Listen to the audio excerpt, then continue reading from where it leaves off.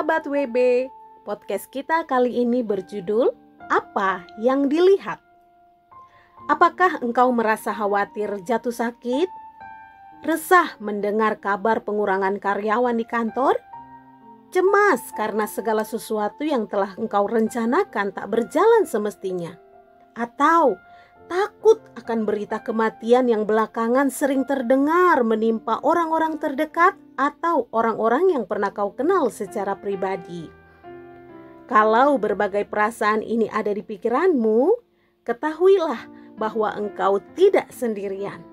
Pandemi yang merebak di seluruh penjuru dunia sejak setahun lalu ini memang telah menghadirkan aneka kecemasan dan ketakutan.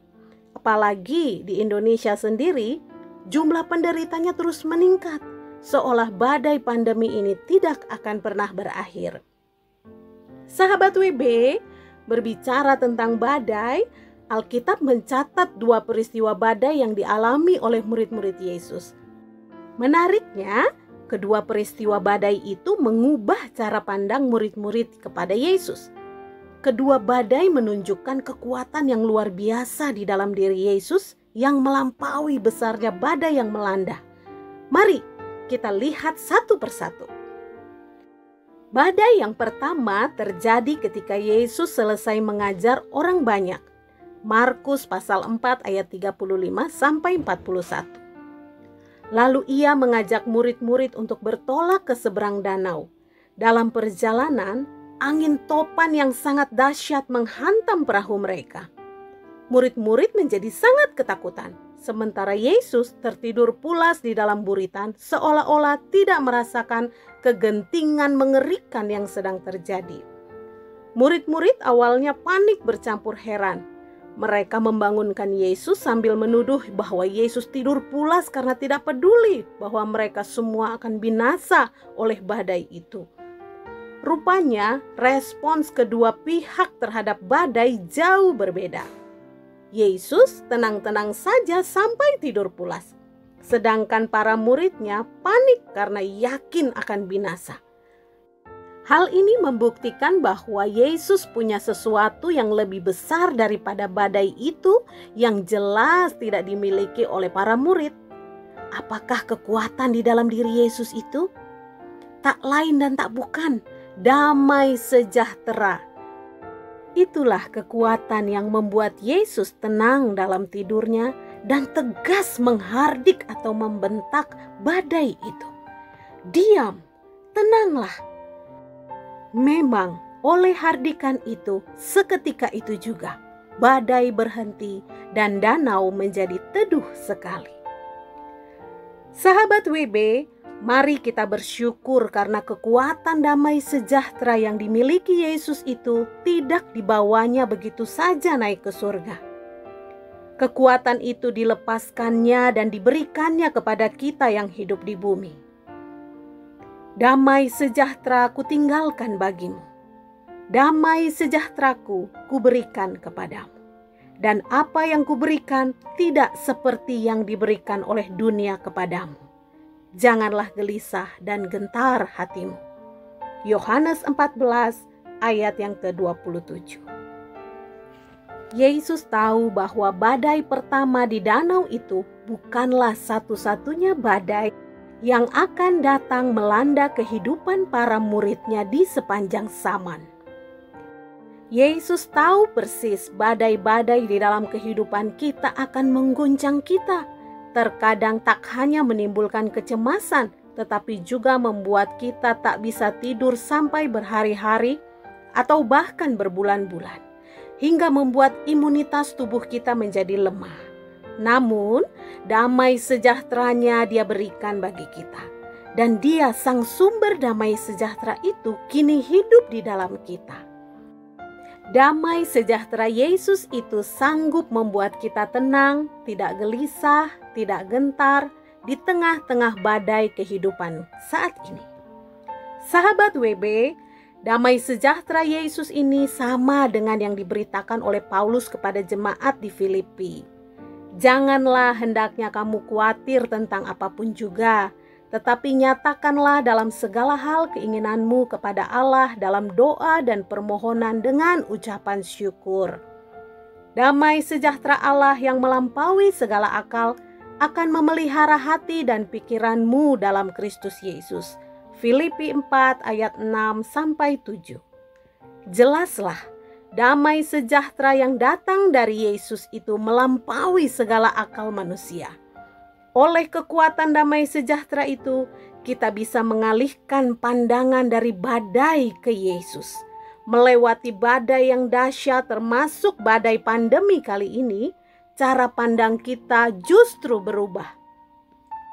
Kita tidak lagi melihat hal-hal yang mengerikan dan perasaan khawatir atau gentar. Kita sekarang melihat Yesus yang pekerjaan-pekerjaannya melampaui akal manusia dan sanggup menghentikan badai.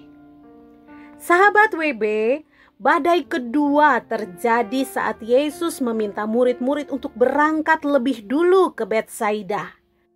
Matius 14 ayat 22-33. Kali ini kita dapat melihat respons yang berbeda dari murid-murid ketika mengalami badai yang kedua kalinya.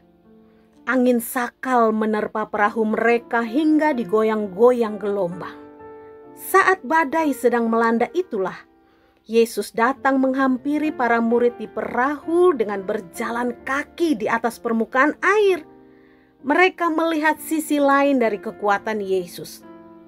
Pada badai yang kedua ini, Yesus tidak sedang tidur pulas di dalam perahu mereka, tetapi Yesus mendatangi mereka dengan kekuatannya yang ajaib. Bahkan Yesus mengundang salah satu muridnya untuk menghampirinya, berjalan bersamanya di atas permukaan air pula. Yesus yakin bahwa si murid itu sanggup melakukan yang dia lakukan di tengah-tengah badai itu. Terlepas dari kegagalan Petrus yang hanya setengah jalan di atas permukaan air saat menghampiri Yesus itu, kita dapat belajar hal penting dari peristiwa badai yang kedua ini. Kadang dibutuhkan badai agar engkau dapat melihat kekuatan Allah dalam hidupmu. Badai memperkenalkanmu pada kekuatan Allah yang belum pernah kau alami sebelumnya, dan badai juga memperkenalkanmu pada kekuatan yang Allah berikan di dalam dirimu. Karena itu, jangan hindari apalagi berbalik arah dari badai yang sedang menerpa engkau hari ini. Palingkan pandanganmu dari kengerian badai itu. Lalu mulailah pandangi kekuatan Allah dan teguhkan imanmu dalam kekuatan yang Dia berikan kepadamu. Jangan ragukan kekuatan Allah di tengah badai, karena Allah sendiri mempercayai engkau mampu menghadapi badai itu. Dia yakin tidak ada kesulitan yang akan melampaui kekuatanmu, karena kekuatanmu itu berasal dari dirinya sendiri yang hidup di dalam dirimu. Sahabat WB, sebagai perempuan, kita telah dipanggil dan ditetapkan menjadi seorang penolong, terlepas dari status kita lajang atau menikah. Ya, ini berarti kita telah ditetapkan sebagai penolong kepada siapapun di sekitar kita, baik kepada suami atau orang tua, anak-anak atau saudara-saudari kita, rekan-rekan kerja, teman-teman di pergaulan, dan di mana saja. Seorang penolong yang bijaksana akan menghadirkan rasa tenang dan damai dimanapun dia berada, karena di dalam dirinya terdapat kekuatan ajaib Sang Maha Penolong, yaitu Allah sendiri, Eser, yang adalah penolong bagi umatnya. Hari ini, hai para perempuan, hadapilah badai yang sedang menerpa hidupmu apapun bentuknya. Engkau bukan makhluk yang lemah. Terimalah dan berpeganglah pada kekuatan damai sejahtera Allah itu, sambil bertindak dengan kekuatan darinya di dalam dirimu. Selanjutnya, nantikan saja pengalaman barumu bersama Allah, karena engkau akan melihat kekuatan Allah yang besar yang belum pernah engkau alami sebelumnya. Sahabat WB, ada beberapa pertanyaan refleksi Nomor 1, bagaimana responsmu selama ini ketika menghadapi badai kehidupan? Nomor 2, sudahkah engkau menggunakan kekuatan damai sejahtera Allah, ataukah engkau frustasi karena masih sering menggunakan kekuatanmu sendiri? Sahabat WB, demikianlah podcast kita kali ini. Sampai jumpa dan Tuhan Yesus memberkati.